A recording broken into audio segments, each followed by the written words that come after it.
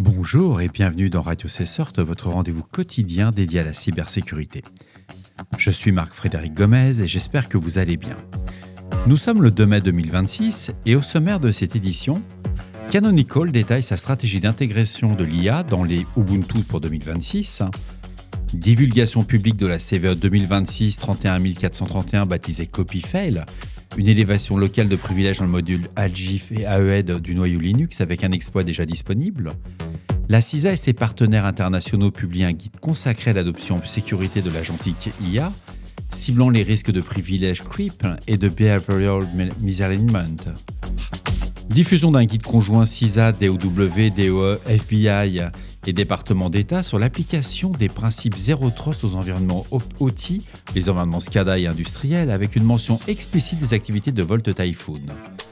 Le NCSC britannique alerte sur les métriques contre-productifs appliquées au SOC et plaide pour une approche centrée sur le time to detect et sur les hypothèses de threat hunting. Toujours côté NCSC, Holly Whitehouse rappelle aux organisations de se préparer à une vulnerability patch wave provoquée par l'exploitation à grande échelle de la dette technique via l'intelligence artificielle. Inscription au catalogue KEV de la CVE 2026 31431 affectant le noyau Linux, 2 jours après sa divulgation par Canonical, et également une inscription au KEV de la CVE 2026 41940, une faille Missing Authentication for Critical Function dans WebPro de cPanel, et WHM et WP2. Bref, on va pas trop réfléchir, on va patcher. Alors la première information de cette édition, elle est passée sous les radars. La distribution Ubuntu intégrera progressivement des fonctionnalités d'intelligence artificielle tout au long de 2026 avec un biais affirmé pour l'inférence locale, des harness open source et des modèles à poids ouvert. Canonical distingue 2 catégories. L'IA implicite qui va enrichir des fonctions existantes comme le speech to text ou le text to speech et l'IA explicite axée sur des workflows agentiques pour l'authoring et le troubleshooting ou l'automatisation. Le déploiement s'appuiera sur des inférences Snap soumis aux mêmes règles de confinement que les autres Snap, garantissant un cloisonnement des modèles vis-à-vis de la machine et des données utilisateurs. Canonical évoque également des cas d'usage côté Site Reliability Engineering, avec des agents opérant sous des contrôles d'accès stricts, de l'audit trace et des séparations entre observation et action. Bref, des modèles comme Gemma 4 ou Queen 3.6 35B à 3B sont cités pour leur capacité de tool calling, mais aucun métrique d'usage de token ne sera imposé aux ingénieurs internes, l'accent étant misé sur la maîtrise des outils et la revue des contributions, une orientation à suivre de près dans les prochains mois. Mais restons sur l'écosystème d'Ubuntu. Cette fois, c'est une vulnérabilité critique et d'après un avis de sécurité publié par Canonical le 30 avril 2026, une faille d'élévation locale de privilèges affectant le noyau Linux a été divulguée publiquement la veille sous l'identifiant de la CVE 2026 31431 baptisé Copyfail. Le composant vulnérable est le module noyau ALGIF-_AEAD qui fournit des fonctions cryptographiques accélérées matériellement. La faille obtient un score CVSS de 7.8, elle est classée High, et sur les hosts sans charge conteneurisée, un utilisateur local peut élever ses privilèges au niveau root et un exploit fonctionnel a déjà été publié. Sur les déploiements conteneurisés exécutant des workloads potentiellement malveillants, la vulnérabilité peut faciliter des scénarios de conteneur escape sans proof of concept publié à ce stade. Toutes les versions d'Ubuntu antérieures à Resolute la 26.04 sont concernées, de Trusty la 14.04 à Questing 25.10. Alors Canonical distribue le correctif via les paquets kernel et propose une mitigation immédiate via le paquet Kmod qui désactive le module ALGIF_AEAD et les applications doivent basculer sur des fonctions cryptographiques user space avec un risque de régression si ce fallback n'est pas implémenté. Bref, vous l'aurez compris, on ne réfléchit pas. apt get update, apt get upgrade. Bref, on patch. Cap sur Washington, maintenant où la CISA s'attaque à un sujet émergent. La sécurisation des systèmes d'intelligence artificielle agentique, et d'après une publication datant du 1er mai 2026, hier, l'agence américaine a conjointement avec l'ASD, ACSC australien et plusieurs partenaires internationaux a diffusé un guide intitulé Careful Adoption of Agentic Artificial Intelligence Services. Le document cible les développeurs, vendeurs et opérateurs d'agentic IA, déployant ces systèmes dans des environnements critiques et de défense.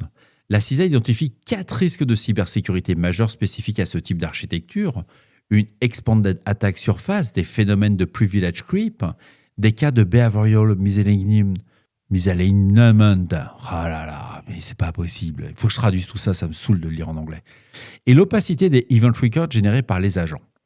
Alors le guide formule plusieurs recommandations actionnables. Je l'ai lu, c'est vraiment au bon niveau.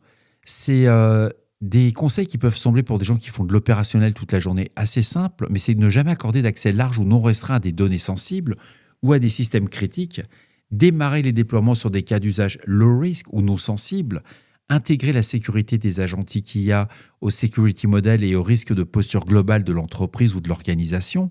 Et la publication s'inscrit dans la Cyber Strategy for America de l'administration Trump et fait suite à plusieurs advisories conjoints récents.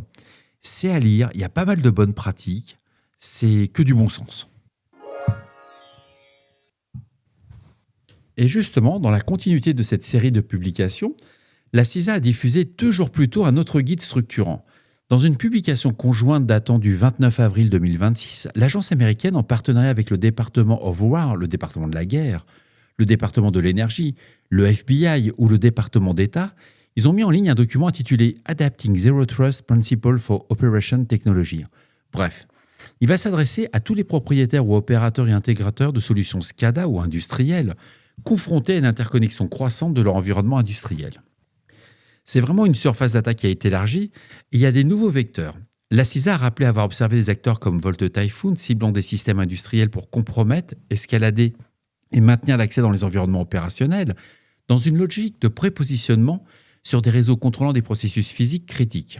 Le FBI souligne que ces environnements manquent souvent de la visibilité nécessaire pour détecter précocement ces intrusions. C'est extrêmement compliqué sur certains matériels de faire de la supervision. Et le guide articule ses recommandations autour de 3 axes techniques. L'établissement de zones and conduits, le traitement proactif des supply chain risks et la mise en œuvre d'une identity et access management robuste. Il aborde également les contraintes spécifiques aux environnements industriels, les infrastructures legacy, les limites opérationnelles et les exigences de safety liées au lien direct entre cybersécurité et processus physiques. Bref, il n'y a rien de nouveau réellement, mais ils commencent à prendre la bonne mesure. Ils n'ont pas trop apprécié ce qui s'est passé durant le conflit en Iran. Mais revenons en Europe, direction Londres à présent. Avec 2 billets signés par les CTO du NCSC britannique, le premier qui a été publié le 27 avril 2026 par Dave Cheesman, CTO for Architecture, explique comment le choix des métriques appliquées à un SOC peut compromettre son efficacité.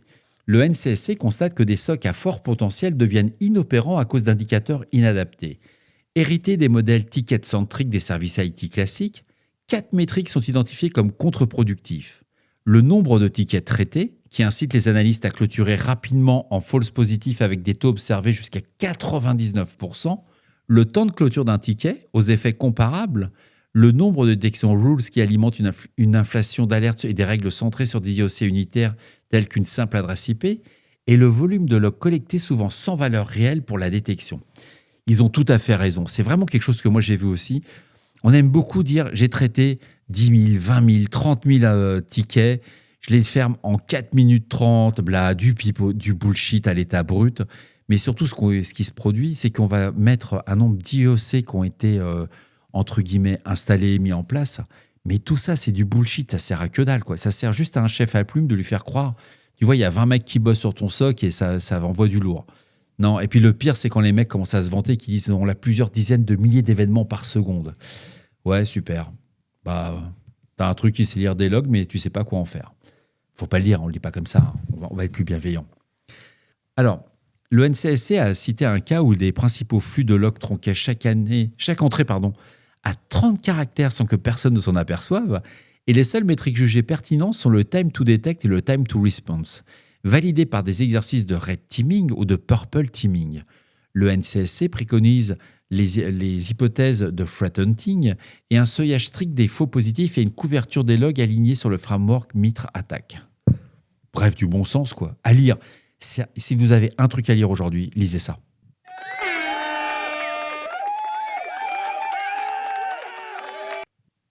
Alors toujours côté NCSC, mais cette fois c'est sur le terrain de la gestion des vulnérabilités. D'après un billet qui a été publié hier le 1er mai par Holly Whitehouse, CTO de l'agence, les organisations doivent se préparer dès maintenant à une Vulnerability Patch Wave qui s'annonce. Bon, vaut mieux tard que jamais, quoi. Donc le NCSC anticipe une correction forcée touchant l'ensemble de l'écosystème logiciel, qu'il s'agisse d'open source, de logiciels commerciaux, de propriétaires ou de SaaS, provoquée par la capacité croissante de l'IA entre les mains d'opérateurs qualifiés à exploiter à grande échelle et à un rythme soutenu la dette technique accumulée depuis des décennies.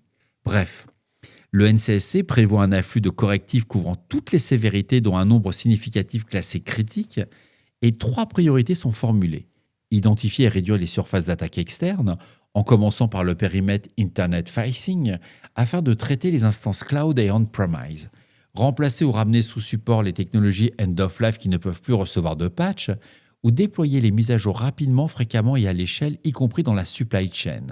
L'agence britannique recommande d'activer en priorité le hot patching automatique lorsqu'il est disponible, puis les mises à jour automatiques et d'appliquer le framework Stakeholder Specific Vulnerability Categorization pour prioriser les déploiements. Bref, le NCSC évoque également l'adoption de technologies comme CHERI, C-H-E-R-I, pour traiter les dettes de sécurité systémique.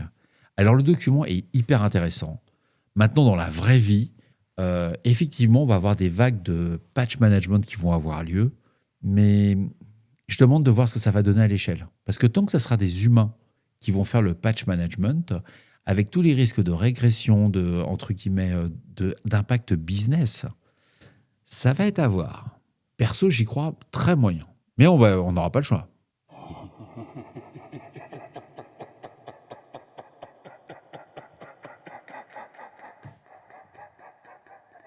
Alors pour clôturer cette édition, on a 2 ajouts au KEV, le catalogue de la CISA. La première entrée a été publiée hier le 1er mai, c'est la CISA qui inscrit la CVE 2026 31431. Déjà évoquée dans cette édition, c'est une faille du noyau Linux de type Incorrect Resource Transfer Between Spheres, connue sous le nom de copyfail. Vous vous rendez compte ? C'est sorti, entre guillemets, en 2 jours, en moins de 2 jours, c'était exploité. C'est-à-dire que la CISA, quand elle met au catalogue KEV, il faut savoir que ça a été détecté par une des agences fédérales. C'est-à-dire qu'il a fallu moins de 48 heures pour que ce soit plié, quoi. Bref, cette inscription au catalogue KEV intervient 2 jours après la divulgation publique par Canonical qui avait confirmé la disponibilité d'un POC pour l'élévation locale de privilèges vers route, ainsi qu'un risque de conteneur escape sur les déploiements conteneurisés. Alors la seconde entrée, qui est un peu plus vieille, elle date du 30 avril, avant-hier, et la CISA a ajouté la CVE 2026 41940, qui affecte les produits WebPro cPanel et WHM ainsi que WP2 et WordPress SquareRead. Il s'agit d'une faille de type Missing Authentication for Critical Function, classe de vulnérabilité permettant à un attaquant non authentifié de déclencher des fonctions sensibles, normalement réservées à un utilisateur privilégié. Et la CISA précise que ce type de vulnérabilité constitue un vecteur d'attaque fréquent et représente un risque significatif. Donc, il faut savoir que cPanel et WHM étant largement déployés dans les infrastructures d'hébergement web mutualisées, l'exploitation de la faille ouvre potentiellement la voie des compromissions massives de comptes hébergés et du pivot vers les sites WordPress administrés via WP2. J'ai fait un article sur mon blog un peu plus détaillé. Je suis rentré un peu dans le détail de cette vulne. C'est vrai que cPanel fait partie maintenant des dinosaures au niveau des outils. C'est un peu comme Webmin, mais ça marche hyper bien. Mais là, c'est ce qui est vraiment impressionnant. Vous n'avez pas besoin d'avoir un compte sur le serveur cPanel pour faire l'élévation de privilèges. C'est juste une dinguerie. Et voilà, ce 640e épisode s'achève ici. Prenez soin de vous. On se retrouve que lundi pour un nouvel épisode. Actuellement, je ne peux pas enregistrer. Je vous expliquerai, il y a une vraie raison. Je vous rassure, hein, c'est un peu grave, mais c'est pas si grave que ça. On n'oublie pas, hein. On n'oublie pas, on ne réfléchit pas, on patch. Et on se retrouve lundi dans le meilleur des cas. Je vous souhaite en tout cas un très beau week-end. Profitez-en. Au revoir.